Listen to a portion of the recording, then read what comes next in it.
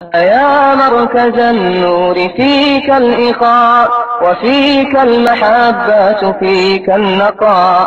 يا مركز النور فيك الإخاء وفيك المحبة فيك النقاء.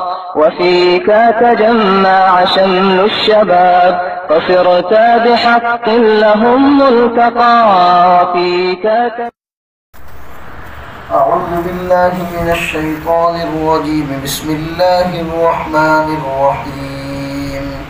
ويقولون آمنا بالله وبالرسول وأطعنا ثم يتولى فريق منهم من بعد ذلك وما أولئك بالمؤمنين. وإذا دعوا إلى الله ورسوله ليحكم بينهم إذا فريق منهم معرضون وإن يكن لهم الحق يأتوا إليه مذعنين. میرے محترم دینی بھائیوں،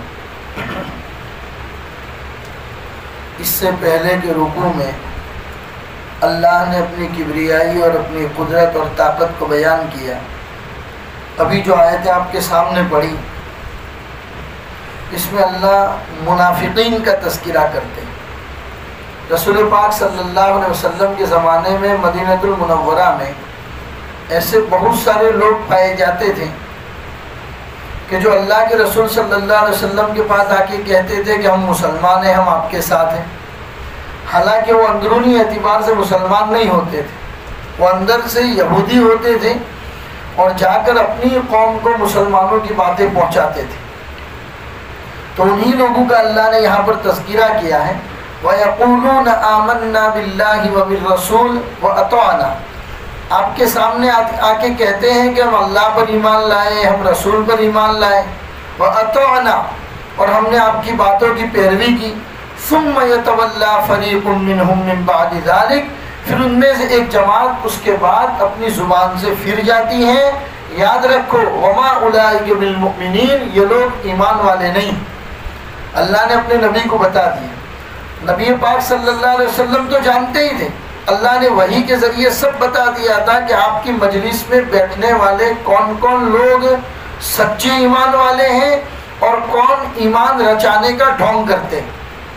حتیٰ کہ اللہ کے رسول صلی اللہ علیہ وسلم نے ایک صحابی جو اللہ کے رسول کے رازدار صحابی تھے، جن کا نام تھا حضرت حذیفہ بن الیمان، اللہ کے رسول نے حضرت حذیفہ کو ان لوگوں کی فہرست دے رکھی تھی. مدینہ کے جتنے منافقین ہیں ان تمام منافقین کی فہرست اللہ کے رسول نے حضرت حذیفہ کو دے رکھی تھی.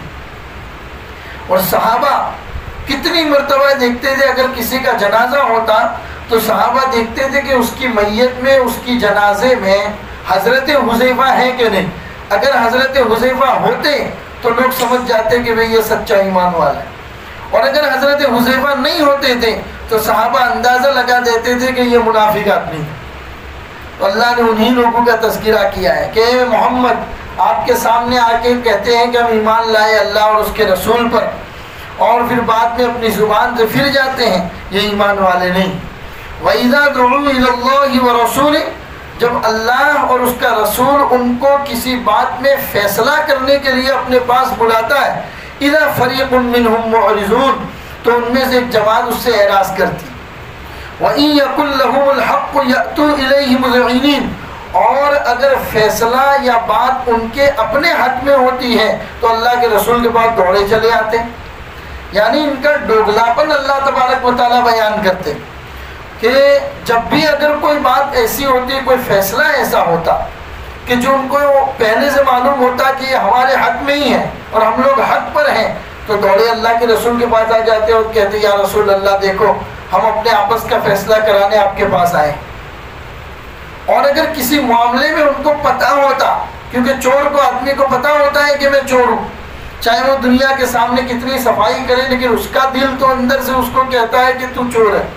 تو ان کو پتہ ہوتا تھا کہ فیصلہ اگر ہمارے حق میں نہیں آئے گا تو وہ اللہ کے رسول کی مجلس میں آنے سے ہی منع کر دیتے. چنانچہ واقعہ ہوا، ایک کافر آدمی تھا اور ایک منافق تھا. ایک کافر آدمی کی زمین پر اس منافق نے قبضہ کر لیا.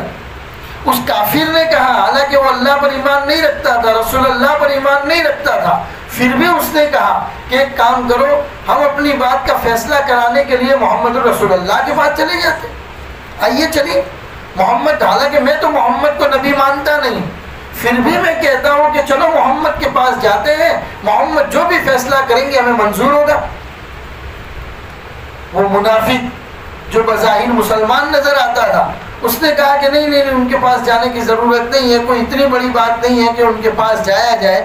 اس طریقے سے اس نے بات کو ٹال دیا. تب اللہ تبارک و تعالیٰ نے آیت اتاری کہ ان کو جب کوئی بات اپنے فیور میں نظر آتی ہے تو محمد رسول اللہ کے پاس دوڑے ہوئے چلے جاتے ہیں، اور کبھی اپنے خلاف نظر آتی ہے تو آنے سے اعراض کرتے ہیں. اللہ فرماتے ہیں ان سے پوچھئے افی قلوبہم مرض، کیا ان کے دل میں کوئی بیماری ہے؟ امیر تابو، یا یہ لوگ اللہ اور اس کے رسول کے بارے میں کنفیوژن میں ہیں، شک میں پڑے ہوئے. ام یخافون ان یحیف اللہ علیہم ورسولہ، یا اس بات سے ڈرتے ہیں کہ اللہ اور اس کا رسول نعوذ باللہ ان کے بارے میں غلط فیصلہ کریں گے. بل اولئک هم الظالمون، کہو کہ یہ لوگ اپنے آپ پر ظلم کرنے والے.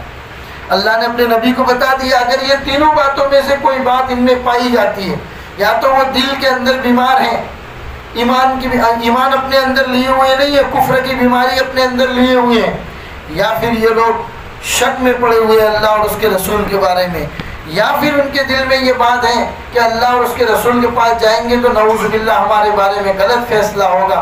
ان تینوں باتوں میں سے کوئی بات اگر ان میں پائی جاتی ہے تو یہ لوگ پکے کافر ہیں. بل اولئک هم الظالمون، یہ تو اپنے آپ پر ظلم کرنے والے. ایمان والے بندے ایسے نہیں ہوتے.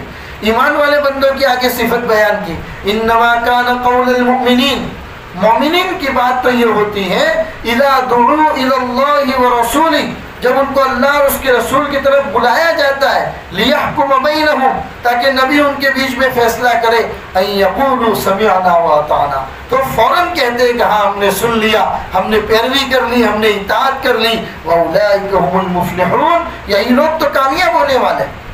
اللہ نے ایسے لوگوں کے بارے میں بتا دیا، اور آگے پھر فرمایا وَمَن يُطِعِ اللَّهَ وَرَسُولَهُ، جو اللہ کی اطاعت کرے گا اور اس کے رسول کی اطاعت کرے گا، وَيَخْشَ اللَّهَ، اور اللہ سے ڈرے گا، وَيَتَّقِهِ، اور تقوی اختیار کرے گا، فَأُولَئِكَ هُمُ الْفَائِزُونَ، تو یہی لوگ کامیاب ہونے والے.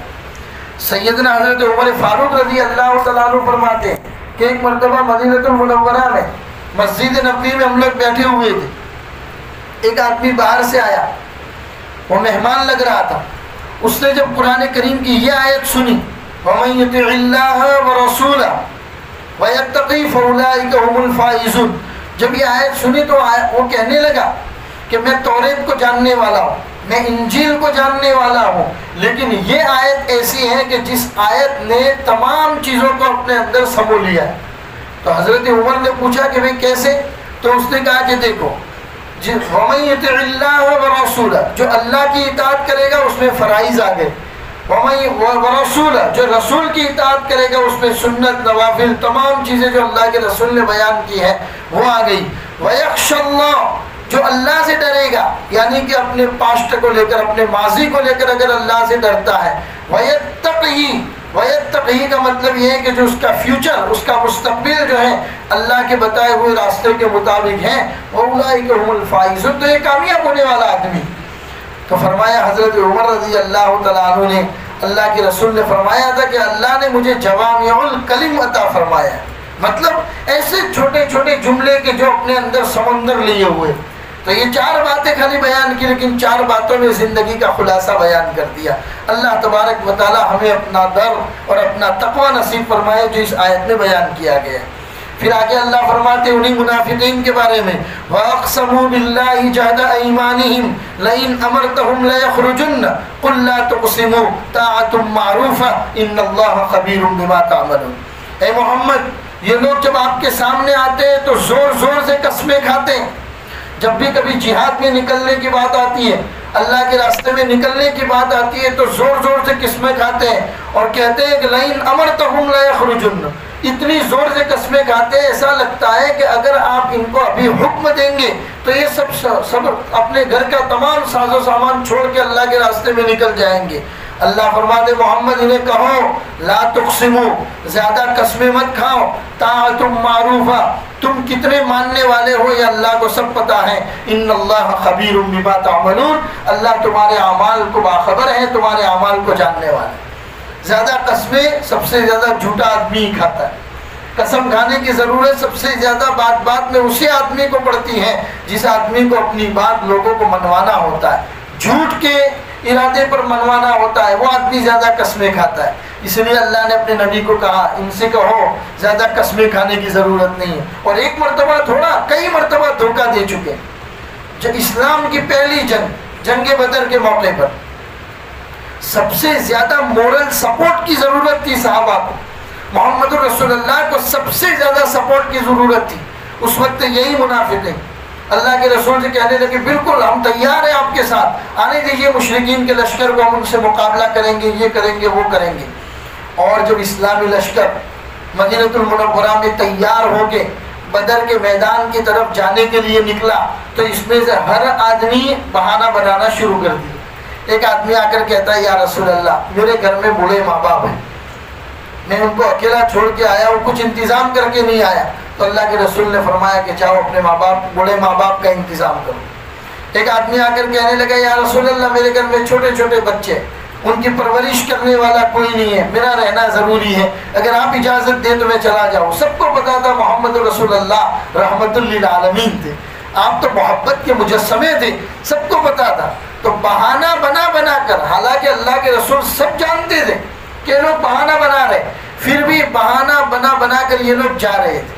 اگر ان کو آنا ہی نہیں تھا تو پہلے سے نہیں آتے، آ کر پھر وہاں سے پورے فوج میں سے واپس جانا، یہ گویا کہ فوج کی طاقت کو ایک طرح کا ہلکا کرنا چاہ رہے تھے تاکہ فوج کے اوپر فوج ڈپریشن میں آ جائے، فوج کو یوں لگنے لگے کہ آہستہ آہستہ کر کے کچھ لوگ جا رہے ہیں۔ تو اللہ کے رسول صلی اللہ علیہ وسلم کو پہلے سے پتا تھا کہ یہ خواہ مخواہ کی قسمیں کھاتے ہیں، ان کو کہو کہ قسمیں کھانے کی ضرورت نہیں ہے، اگر کرنا ہی ہے قل اطیعوا اللہ واطیعوا الرسول، اللہ اور اس کے رسول کی اطاعت کرو، فإن تولوا فإنما علیہ ما حمل وعلیکم ما حملتم، اگر تم روگردانی کرو گے تو کس ارادے سے تم منہ پھیر کے جا رہے ہو اللہ کو سب پتا ہے، تمہارے کرتوت تمہارے ہی سر پہ آ کے گریں گے۔ وَإِن تُطِيعُوهُ تَهْتَدُوا، اور اگر صحیح معنوں میں محمد کی بات کو مانو گے اور ان کی پیروی کرو گے تو راستہ پالو گے۔ وَمَا عَلَى الرَّسُولِ إِلَّا الْبَلَاغُ الْمُبِينُ، رسول کسی کے اوپر زبردستی کرنے کے لیے نہیں آتا، رسول تو صرف آپ کو راستہ دکھانے کے لیے آتے ہیں۔ محمد رسول اللہ کا کام آپ کو راستہ دکھانا ہے، محمد رسول اللہ کا کام یہ نہیں ہے کہ آپ کو ہاتھ پکڑ کر اسلام کی طرف لائے اور نہ آتے ہو تو دھکا مارے۔ محمد رسول اللہ کا کام صرف راستہ دکھانا ہے جو اللہ تبارک و تعالیٰ نے یہاں پر بیان کر دیا۔ پھر ایک بات وہب بن منبہ رضی اللہ تعالیٰ عنہ کی ایک روایت بیان کی ہے کہ بنی اسرائیل میں نبی پاک صلی اللہ علیہ وسلم آنے والے ہیں، یہ بات بنی اسرائیل میں اللہ تبارک و تعالیٰ نے ان کو بتا دی۔ توریت میں اللہ نے اتاری تھی کہ آخری محمد رسول اللہ آنے والے، زبور میں اللہ نے بتا دیا، انجیل میں عیسائیوں کو اللہ تبارک و تعالیٰ نے بتا دیا۔ چنانچہ یہاں پر وہب بن منبہ کی ایک روایت بیان کرتے ہیں کہ بنی اسرائیل کے اس زمانے کے ایک نبی تھے جن کا نام تھا شعیہ علیہ السلام۔ شعیہ علیہ السلام ایک نبی کی طرف اللہ تعالیٰ نے وحی بھیجی کہ آپ بنی اسرائیل کے مجمع میں کھڑے ہو جاؤ، آپ جا کے کھڑے ہو جاؤ، آپ کو بولنا کیا ہے اس کی ضرورت آپ کو نہیں ہے، ہم آپ کی زبان پر جاری کریں گے، آپ کی زبان خود بخود بولنا شروع کرے۔ یہ اللہ نے حضرت شعیہ علیہ السلام کے اوپر وحی اتاری۔ چنانچہ حضرت شعیہ علیہ السلام خود بیان کرتے ہیں کہ میں بنی اسرائیل کے مجمع میں جا کے کھڑا ہو گیا اور میری زبان نے خود بخود بولنا شروع کر دیا۔ کیا بولنا شروع کر دیا؟ تو اللہ فرماتے ہیں چنانچہ آپ کھڑے ہو گئے تو آپ کی زبان سے اللہ تعالیٰ کے حکم سے ایک خطبہ نکلا، ایک خطبہ جاری ہوا، اے آسمان سن لے، اے زمین خاموش رہے، اللہ تعالیٰ ایک شان پوری کرنا ہے اور ایک امر کی طرف تدبیر کرنا چاہتا ہے جسے وہ پورا کرنے والا ہے۔ وہ چاہتا ہے کہ جنگلوں کو آباد کرے، ویرانوں کو بسا دے، صحراؤں کو سرسبز و شاداب بنا دے، فقیروں کو مالدار بنا دے، چرواہوں کو سلطان بنا دے، ان پڑھوں میں سے ایک امی کو نبی بنا کر بھیجے جو نہ بدگو ہوگا، بدگو یعنی بری زبان بولنے والا، جو نہ بدگو ہوگا نہ بد اخلاق ہوگا، نہ بازاروں میں شور و غل کرنے والا ہوگا، اتنا مسکین صفت اور متواضع ہو کر اس کے دامن ہوا سے وہ چراغ بھی نہ بجھے جس کے پاس سے وہ گزرا ہو۔ اگر وہ سوکھے بانسوں پر پیر رکھ لے، اگر وہ سوکھے بانس کے اوپر پیر رکھ کر چلنا بھی شروع کرے تو چرچراہٹ کسی کے کان میں نہ پہنچے۔ میں اسے بشیر و نذیر بنا کر بھیجوں گا، وہ زبان کا پاک ہوگا، اندھی آنکھیں اس کی وجہ سے روشن ہو جائے گی، بہرے کان اس کے باعث سننے لگیں گے، غلاف والے دل اس کی برکت سے کھل جائیں گے، ہر بھلے کام سے میں اسے سنواروں گا، ہر اچھے اخلاق سے میں اسے سرفراز فرماؤں گا، سکینت اس کا لباس ہوگا، نیکی اس کا وتیرہ ہوگا، تقوی اس کی ضمیر ہوگی، حکمت اس کی باتیں ہوگی، صدق و وفا اس کی طبیعت ہوگی، عفو درگزر کرنا، معاف کرنا، عمدگی کے ساتھ پیش آنا، بھلائی چاہنا اس کی خصلت ہوگی، حق اس کی شریعت ہوگی، عدل اس کی عدل یعنی انصاف اس کی سیرت ہوگی، ہدایت اس کی امام ہوگی، اسلام اس کی ملت ہوگی، احمد اس کا نام ہوگا صلی اللہ علیہ وسلم۔ گمراہی کے بعد اس کے ذریعے سے میں ہدایت پھیلاؤں گا، جہالت کے بعد علم چمک اٹھے گا، پستی کے بعد اس کی وجہ سے ترقی ہوگی، انجان پنا اس کی ذات سے پہچانے سے بدل جائیں گے، کمی زیادتی سے بدل جائے گی، فقیری کو اس کے ذریعے سے میں امیری سے بدل دوں گا، اس کی ذات سے جدا جدا لوگوں کو میں ملا دوں گا، فرقت کے بعد الفت ہوگی، پھوٹ کے بعد ایک ساتھ جمع ہونا ہوگا، اختلاف کے بعد اتفاق ہوگا، مختلف دل جدا گانا خواہشیں ایک ہو جائے گی، بے شمار بندگان خدا ہلاکت سے بچ جائیں گے، اس کی امت کو میں تمام امتوں سے بہتر بناؤں گا۔ محمد رسول اللہ کے بارے میں فرما رہے اس کی امت کو میں تمام امتوں سے بہتر کر دوں گا، جو لوگوں کے نفع کے لیے ہوگی، بھلائیوں کا حکم کرنے والی ہوگی، برائیوں سے روکنے والی ہوگی۔ یہ ہمارے بارے میں ارشاد ہو رہا ہے میرے بھائی، جس کی امت لوگوں کو بھلائیوں کا حکم کرے گی اور برائیوں سے روکے گی۔ قرآن کریم میں بھی اللہ نے فرمایا تأمرون بالمعروف وتنہون عن المنکر، تم لوگوں کو تو اللہ نے بھلائی کا حکم کرنے کے لیے پیدا کیا ہے اور لوگوں کو برائیوں سے روکنے کے لیے پیدا کیا ہے۔ تو اللہ تبارک و تعالیٰ نے اس آیت میں، اور یہ پوری روایت جو وہب بن منبہ کی میں نے آپ کے سامنے بیان کی، ان روایت کے ذریعے مدینہ کے منافقین کو یہ میسج دیا، تمہیں معلوم ہونا چاہیے کہ تمہارے سامنے ہستی کون ہے، محمد رسول اللہ تمہارے سامنے ہستی کون ہے، تم اس ہستی کی پیروی کرنے سے منع کرتے ہو، تم اس ہستی کے احکام کو بجا لانے میں بہانہ بازی کرتے ہو اور راستے نکالتے ہو۔ اللہ تبارک و تعالیٰ فرمائے تم محروم ہو کہ وہ ہستی تمہارے سامنے ہے، پھر بھی تمہیں اس سے فائدہ اٹھانا مقدر نہیں بنا، تمہارا مقدر ہی نہیں ہے کہ اتنی عظیم ہستی تمہارے سامنے ہونے کے باوجود تم فائدہ نہیں اٹھا پاتے ہو۔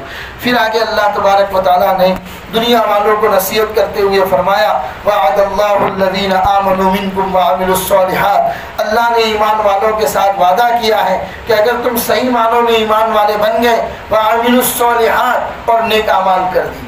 ہمیں دو کام ہی کرنے، اللہ ہمارے ساتھ کتنے کام کرے گا وہ آگے بیان آ رہا ہے، ہمیں جو کام کرنے ہیں وہ دو ہیں میرے بھائیوں، ان دو کاموں کو ہمیں یاد رکھنے کی ضرورت ہے۔ ایک یہ ہے کہ صحیح معنوں میں ایمان والے بن جائیں، اپنے ایمان کا سودا کہیں پر نہ کریں، چاہے جان دینی پڑے، چاہے بھوکا سونا پڑے، چاہے اپنی ذات کو بیچ دینا پڑے، لیکن ایمان کا اور ضمیر کا سودا کبھی نہ کریں، بس صحیح معنوں میں ایمان والے بن جائے۔ اس لیے تو قرآن کریم کے 5ویں پارے میں اللہ نے فرمایا یا ایھا الذین آمنوا آمنوا، اے ایمان والو ایمان لے آؤ۔ ایمان والوں کو اللہ ایمان لانے کا کہہ رہا ہے، مطلب صحیح معنوں میں ایمان والے بن جاؤ۔ کہیں ایسا نہ ہو دنیا والے تو تمہیں ایمان والے سمجھے لیکن اللہ کی فہرست میں ایمان والوں میں تمہارا نام ہی نہ ہو۔ تو ہمیں دو کام کرنے، ایک کام صحیح معنوں میں ایمان والا بننا ہے اور دوسرا کام نیک کام کرنے، جو اللہ اور اس کے رسول نے کرنے کو کہا ہے بس وہی کام کرنے۔ اگر ہم نے یہ دو کام کر لیے اللہ ہمارے ساتھ کیا سلوک کرے گا وہ دیکھیے۔ آج کے ماحول میں سب سے زیادہ ہمیں اس کی ضرورت ہے، آج کے ماحول میں میرے بھائیوں سب سے زیادہ ہم مسلمانوں کو اس کی ضرورت ہے۔ اللہ فرماتے تم دو کام کرو، ایمان لے آؤ، نیک اعمال کرو۔ اب اللہ تمہارے ساتھ کیا کرے گا گنتے جائیے، لَيَسْتَخْلِفَنَّكُمْ فِي الْأَرْضِ كَمَا اسْتَخْلَفَ الَّذِينَ مِن قَبْلِكُمْ، اللہ تمہیں اس زمین کا نائب بنائے گا، اس زمین کی حکومت اللہ تمہارے حوالے کرے گا جیسا کہ پچھلی قوم کو حوالے کیا۔ اللہ کا پہلا وعدہ۔ آج ہم یہ کہتے ہیں یار 1150 سال ہندوستان پر مسلمانوں نے حکومت کی، آخر زوال کہاں پر آ گیا کہ مسلمان دن بدن ذلت اور برائی کے گھڑے میں دن بدن چلا جا رہا ہے۔ ٹرننگ پوائنٹ کہاں پر آیا؟ 1150 سال، کوئی کم سال حکومت نہیں کہ مسلمانوں نے میرے 1150 سال۔ اسپین میں 800 سال تک مسلمانوں کی حکومت رہی، ایک دو دن کی بات نہیں ہے۔ آج کل لوگ یہ دھوتی لال 80 سال سے حکومت کرتے اور اپنے آپ کو کیا معلوم کیا سمجھنے لگے۔ ارے 1150 سال میرے اور آپ کے باپ داداؤں نے حکومت کی اس ملک کے اوپر۔ اسپین پر 800 سال تک مسلمانوں نے حکومت کی، لیکن جا کر دیکھیے اس اسپین کے مسجد کے مینار جہاں سے ایک وقت میں اللہ اکبر کی صدائیں گونجتی تھی، وہاں پر آج گرجا گھر کی آوازیں آتی، وہاں پر عیسائیوں کی تصویریں پڑھی جاتی ہیں، کوئی اللہ کا نام لینے والا نہیں۔ اسی ہندوستان پر 1150 سال تک مسلمانوں نے حکومت کی، اور ایسی زبردست حکومت کہ اپنے قرب و جوار کے عراق اور ایران کی ضرورتیں ہندوستان پوری کرتا۔ کتنی مرتبہ بیت اللہ کے غلاف ہندوستان گجرات کے جام نگر سے بن کر گیا ہے یہاں سے۔ حاجیوں کا خرچہ 60% حاجیوں کا خرچہ ہندوستان اکیلا پورا کرتا۔ سعودی عرب میں تو جب تیل آیا تب جا کے اللہ تبارک و تعالیٰ نے یہ تمام چیزیں اور یہ جاؤ جلالی جو نظر آئی نا، وہ تیل نکلنے کے بعد، اس سے پہلے تو وہ لوگ نان شبیرہ کے محتاج تھے۔ ہندوستان کو اللہ نے اس قابل بنایا تھا 60% حاجیوں کا پورا خرچہ ہر سال ہندوستان اکیلا پورا کرتا۔ پھر ٹرننگ پوائنٹ کہاں ہوا میرے بھائیوں؟ ذلت کہاں سے آ گئی؟ ذلت اس دین سے آ گئی کہ ہم نے اپنے ایمان کو کھنگالنا ہی شروع کر دیا۔ نظام کی حکومت کو اٹھا کر دیکھ لو، حیدرآباد کے نظام کی حکومت، بنگال کے نوابوں کی حکومت کو اٹھا کر دیکھ لو، لکھنؤ کے نوابوں کی حکومت کو اٹھا کر دیکھ لو، صرف نام کے مسلمان تھے، پوری کی پوری زندگی عیاشیوں کے اندر گزارتے۔ اسلام کا میسج دنیا والوں کو اتنا غلط دیا۔ انگریز چالاک قوم تھی، ان کو پتا تھا کہ یہ لوگ باپ داداؤں کی پیڑھی سے آئی ہوئی تمام چیزوں کے عیاشی میں پڑے ہوئے ہیں، ان کو عیاشی میں پڑے رہنے دو، اور ایسٹ انڈیا کمپنی کے نام سے ہندوستان میں پیر ڈالا اور رفتہ پورے ہندوستان پر قبضہ کرتے چلے گئے، مسلمانوں کا نام و نشان ختم کر دیا۔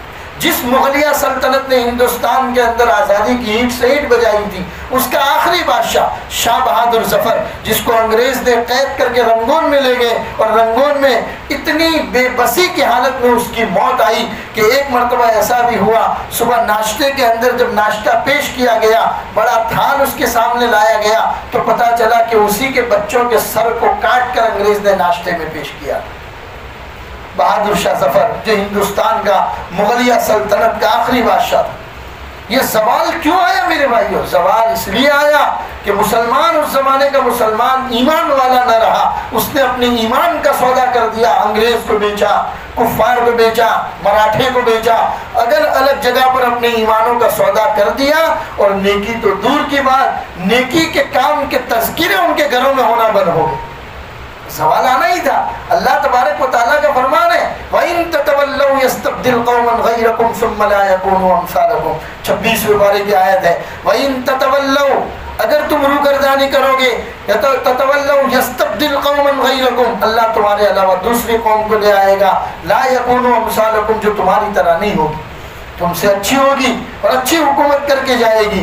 اللہ کو کسی کے رونے اور پٹنے سے کوئی فرق نہیں پڑتا، ہاں اللہ کو فرق اس بات سے ضرور پڑتا ہے کہ محمد کے دین کو کوئی بدنام نہ کرے، ایمان کا سودا کوئی نہ کرے، اس سے اللہ کو ضرور فرق پڑتا ہے۔ تو اللہ نے فرمایا ابھی بھی اللہ کا وعدہ ہے میرے بھائیوں، اور ہم دیکھیں گے امام مہدی آئیں گے، حضرت عیسیٰ علیہ السلام جب تشریف لائیں گے تب یہ منظر ہوگا کہ پوری دنیا 40 سال تک، ایک دو دن کی بات نہیں، 40 سال تک پوری دنیا میں وہ مناظر ہوں گے کہ دنیا اپنی تمام سونے چاندی جواہرات کو اگل کر باہر رکھ دے گی، زکاتوں کو لوگ لے کے ہاتھوں میں لے کے گھومیں گے، کوئی ان کی زکات لینے والا نہیں ہوگا۔ اتنے مالدار مسلمان اور خوشحال مسلمان اللہ تبارک و تعالیٰ پھر سے پیدا فرمائیں گے۔ اللہ کا تو وعدہ ہے، اللہ نہیں بدلا، اللہ کی طاقت وہی ہے جو بدر کے میدان میں اتری تھی، جس کو علامہ اقبال نے کہا تھا نا، فضائے بدر پیدا کر فرشتے تیری نصرت کو اتر سکتے ہیں گردوں سے قطار اندر قطار بھی،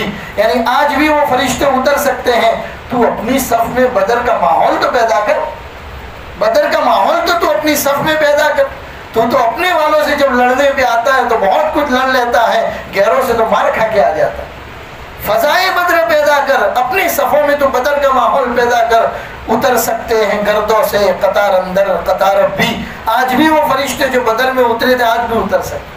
کام کیا کرنا ہے ہم کو؟ صرف دو کام، ایمان صحیح کرنا ہے، اپنے ایمان کو ٹٹولنا ہے، اور دوسرا کام نیک اعمال کرنے۔ اللہ کا پہلا وعدہ لَيَسْتَخْلِفَنَّكُمْ فِي الْأَرْضِ كَمَا اسْتَخْلَفَ الَّذِينَ مِن قَبْلِكُمْ، پہلا وعدہ میں تمہیں حکومت دوں گا جیسے کہ میں نے پہلے لوگوں کو دی تھی۔ دوسرا وعدہ وَلِيُمَكِّنَنَّ لَهُمْ دِينَهُمُ الَّذِي ارْتَضَىٰ لَهُمْ، اور تمہارے دین کو تمہارے دل میں ایسا مضبوط اور پیوست بنا دوں گا کہ تمہارے دین کا شوق اور رغبت لوگوں کے دلوں میں آ جائے، لوگ تمہارے اخلاق کو دیکھ کر جھونک در جھونک اسلام کے اندر داخل ہوتے چلے جائیں۔ اللہ فرماتے میں تمہارے دین کو یقیناً ان کے لیے اس دین کو میں مضبوط کر دوں گا۔ یہ اللہ کا دوسرا وعدہ۔ پہلا وعدہ کہ میں تمہیں حکومت عطا کروں گا جیسے پہلے کو دی تھی، دوسرا وعدہ اللہ نے فرمایا تمہارے دین کو مضبوط کروں گا، اور تیسرا وَلَيُبَدِّلَنَّهُم مِّن بَعْدِ خَوْفِهِمْ أَمْنًا، تمہارے خوف اور ڈر کو امن میں بدل دوں گا۔ آج ڈر ہے نا، ہر جگہ پر ڈر ہے کہ رام نومی کے نام پہ یہ لوگ کیا کیا بدماشیاں کر سکتے ہیں، کون کیا کر سکتا ہے، ہر جگہ پر ایک ڈر کا ماحول بنایا جاتا ہے۔ اللہ تبارک و تعالیٰ فرماتے تو ایمان والا ہے، جس دل میں ایمان ہو وہاں ڈر ہو ہی نہیں سکتا۔ اگر ڈر ہے تو ایمان کی خبر لو، کہیں نہ کہیں ڈر ہے تو اپنے ایمان کی خبر لینے کی ضرورت ہے۔ اللہ کا تو وعدہ ہے، تیسرا وعدہ یہی ہے وَلَيُبَدِّلَنَّكُم مِّن بَعْدِ خَوْفِهِمْ أَمْنًا، تمہارے ڈر کو میں امن میں بدل دوں گا۔ چنانچہ مدینہ المنورہ کے ماحول میں جنگ بدر ہوئی، دوسرے سال جنگ احد ہوئی، پھر ایک سال آرام رہا، پھر جنگ خندق ہوئی، تو صحابہ ہمیشہ ہتھیاروں کے اندر تیار رہتے تھے۔ ایک صحابی اللہ کے رسول کے پاس آ کے پوچھنے لگے یا رسول اللہ ہمیں ایسی زندگی گزارنی پڑے گی، ہمیشہ ہتھیاروں میں لیس، نماز بھی پڑھتے ہیں تو ہتھیار باندھ کر، تو ہمیشہ ہمیں ایسی حالت میں رہنا پڑے گا؟ رسول پاک صلی اللہ علیہ وسلم نے فرمایا نہیں، اگر ہم نے دو کام کر لیے یہ والے ایمان والے اور نیک اعمال، اللہ کا وعدہ ہے وَلَيُبَدِّلَنَّكُم مِّن بَعْدِ خَوْفِهِمْ أَمْنًا، اللہ تمہارے ڈر کو امن میں بدل دے گا۔ پھر اللہ کے رسول صلی اللہ علیہ وسلم نے فرمایا ایک وقت آئے گا کہ ملک یمن سے ایک عورت سونا اچھالتی ہوئی اکیلی چلے گی، اور مدینہ آئے گی، مکہ آئے گی، لیکن کوئی اس کی طرف آنکھ اٹھا کر دیکھنے والا نہیں ہوگا۔ یہ اللہ کے رسول نے اس مجلس میں فرمایا جس مجلس میں عمر فاروق بیٹھے ہوئے تھے۔ چنانچہ جب زمانہ آیا سیدنا عمر فاروق کا، ان کی خلافت کا زمانہ، تو ایک مرتبہ بیت اللہ میں طواف کے دوران ان کو پتا چلا کہ ایک عورت یمن سے آئی ہوئی۔ حضرت عمر فاروق نے اس کو بلایا، پوچھا کہ تم کہاں سے آئی ہو؟ تو اس نے کہا کہ ملک یمن کے شہر صنعاء سے میں آئی ہوں، صنعاء یمن سے آئی ہوں۔ کہا اکیلی؟ کہا میں اکیلی آئی ہوں، میرے ساتھ کوئی نہیں۔ دیکھا کہ زیورات پہنے ہوئے اس نے پورے۔ کہا کہ تمہیں کسی نے چھیڑا نہیں، تمہیں کسی نے ستایا نہیں؟ تو اس نے کہا کہ نہیں، اس کو پتا نہیں تھا عورت کو کہ میرے سامنے جو کھڑے وہ حضرت عمر کھڑے۔ تو وہ کہنے لگی ارے عمر کا زمانہ ہے، کوئی چھیڑنا تو دور کی بات، آنکھ اٹھا کر بھی کوئی دیکھے گا تو عمر آنکھیں نکال کر رکھ دے گا اس کو۔ عمر کا زمانہ ہے، عمر کے زمانے میں ملک یمن سے اکیلی نکلی ہوں، آج میں بیت اللہ کا طواف بھی کر رہی ہوں، مدینہ بھی جاؤں گی، اکیلی سفر کرتی ہوں، آج تک مجھے کسی نے آنکھ اٹھا کر بھی نہیں دیکھا۔ حضرت عمر کی آنکھوں میں آنسو آ گئے اور کہا کہ برسوں پہلے میرے آقا محمد رسول اللہ نے سچ فرمایا تھا، امن کا زمانہ آئے گا، امن کا زمانہ آئے گا، اور ایسا زمانہ آئے گا کہ صنعاء یمن سے ایک عورت چلے گی، کوئی اسے آنکھ اٹھا کر نہیں دیکھے۔ اور اللہ نے وہ دین دکھائے، تو اللہ نے آج بھی ہمارے ساتھ وعدہ ہے وَلَيُبَدِّلَنَّكُم مِّن بَعْدِ خَوْفِهِمْ أَمْنًا۔ یہ اللہ تین نعمتیں عطا فرما، ہمیں دو کام کرنے ہیں، اللہ تین نعمتیں دے رہا ہے۔ یعبدوننی لا یشرکون بی شیئا، تم میری عبادت کرو، میرے ساتھ کسی کو شریک نہ ٹھہراؤ۔ ومن کفر بعد ذلک فاولئک هم الفاسقون، اور ان تمام باتوں کے باوجود اگر کوئی میرا انکار کرتا ہے، میرے محمد کی رسالت کا انکار کرتا ہے، تو یہ لوگ پھر فاسق ہیں، ان کے مقدر میں فسق لکھا جا چکا ہے، لہذا اب ان کے لیے ہدایت کی بات کرنا بیکار۔ تو ان باتوں میں میرے بھائیوں آج بھی ہمیں اس کی ضرورت ہے۔ سخت زیادہ ضرورت ہے ایمان کی خبر لینے کی اور نیک اعمال کرنے کی۔ خود نماز پڑھ لیا، خود روزہ رکھ لیا، زکوٰۃ دے دی، حج ادا کر دیا، اتنا کافی نہیں ہے، نیکی کے کاموں میں آگے بڑھیے۔ نماز پڑھنے کے لیے آتے ہو، کسی ایک آدمی کو کم از کم نماز کی دعوت دے کر آؤ۔ کسی کو روزہ رکھتے ہوئے نہیں دیکھا، کم از کم ایک آدمی کو روزہ رکھنے کی دعوت دے دو۔ میرے بھائی رمضان کا مہینہ ہے تو روزہ رکھ، کم از کم ایک آدمی کو سمجھا دو کہ زکوٰۃ ہم پر فرض ہے، بھائی زکوٰۃ تو ادا کر دے۔ زندگی میں ہو سکتا ہے کسی ایک آدمی کو نماز کی دعوت دی ہو، کل قیامت کے دن وہی مغفرت کا سامان بن جائے۔ اللہ تبارک و تعالیٰ کہنے سننے سے زیادہ ہم سب کو عمل کی توفیق عطا فرمائے، ہمیں اپنے ایمان کی خبر لینے کی اور نیک اعمال کرنے کی اللہ ہمیں توفیق عطا فرمائے۔ وصلی اللہ علی النبی الکریم وعلی آلہ واصحابہ اجمعین برحمتک یا ارحم الراحمین۔